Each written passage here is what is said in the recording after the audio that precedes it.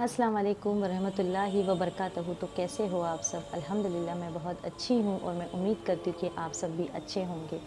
तो मैं आज आपके साथ में एक टॉपिक शेयर करना चाहती हूँ गीबत के बारे में, क्योंकि गीबत एक इतना बड़ा गुनाह है जिसे अल्लाह ने ज़िना से भी बड़ा गुनाह बोला है गीबत करना। और हमारी ज़िंदगी में कभी-कभी ऐसा होता है कि हमें कोई इंसान कोई चीज़ बताता है, तो वो हम नहीं बोलना चाहते हैं तो भी हमारी ज़ुबान से वो निकल जाता है। कभी-कभी तो ऐसा होता है कि हम बता देते हैं कि फ़लाँ-फ़लाँ तुम्हारे बारे में ऐसा बोल रहे थे, तो वो हमें नहीं करना चाहिए। क्योंकि गीबत करने वाले लोग अल्लाह को बिल्कुल पसंद नहीं, क्योंकि गीबत करने वाला जो इंसान होता है ना, वो जो सामने वालों के 2 जन होता है ना, उनके बीच में लड़ाई लग जाती है, वो आपस में दुश्मन बन जाते हैं। उनके आपस में बातचीत बंद हो जाती है। तो अल्लाह को ये चीज़ बिल्कुल पसंद नहीं है कि झगड़े लगाना, लड़ाई लगाना। तो अल्लाह ने इसको ज़िना से भी बड़ा गुनाह करार दिया है गीबत करने वाले को। कभी-कभी ऐसा होता है कि हम नहीं करना चाहते, लेकिन हमारे मुँह से वो निकल जाता है, तो ये शैतानी वसवसे से होता है। शैतान हमें भड़का देता है।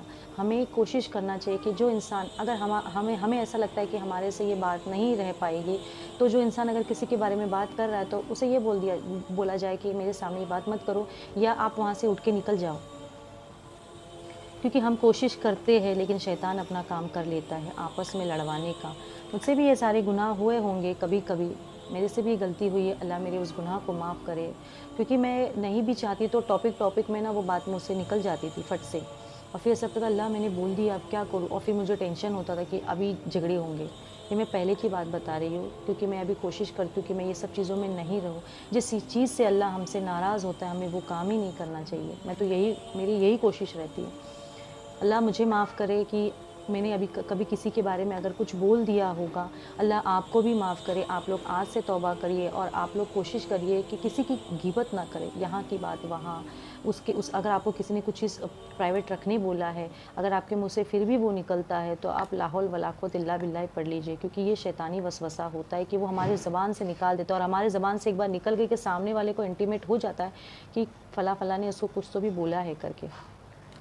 तो हमें कोशिश करना चाहिए कि हमें गीबत नहीं करना चाहिए, क्योंकि गीबत बहुत बड़ा गुनाह है जिसे नबी पसंद नहीं करते, जिसे अल्लाह पसंद नहीं करता। क्योंकि ये चीज़ों से 2 लोग आपस में ऐसे दुश्मन बन जाते हैं कि कोई लोग तो मरते दम तक बात नहीं करते हैं, पूरी ज़िंदगी एक दूसरे से नफ़रत करने लगते हैं, सिर्फ़ और सिर्फ़ एक गीबत से। तो हमें कोशिश करना चाहिए और कि हमें किसी की गीबत नहीं करना चाहिए, हमें किसी की बुराई नहीं करना चाहिए, क्योंकि अल्लाह ताला ऐसे लोगों को बिल्कुल पसंद नहीं करता। क्योंकि ऐसा करने के बाद ना फिर हमारी रोज़ा, नमाज़, ये सब चीज़ें कुछ काम की नहीं रहती है, वो सब पानी में चली जाती है। फिर अल्लाह के घर में उसकी कबूलियत नहीं है, क्योंकि हमने तो किसी के बीच में लड़ाई लगवा दी। तो अल्लाह मेरी भी तौबा कबूल करे। मैंने भी कभी किसी की बातों में कोई बात बोल दी होगी, अल्लाह मुझे माफ़ करे। मैं तो पूरी कोशिश करती हूँ कि मैं ऐसे सब चीज़ों में ना रहूँ।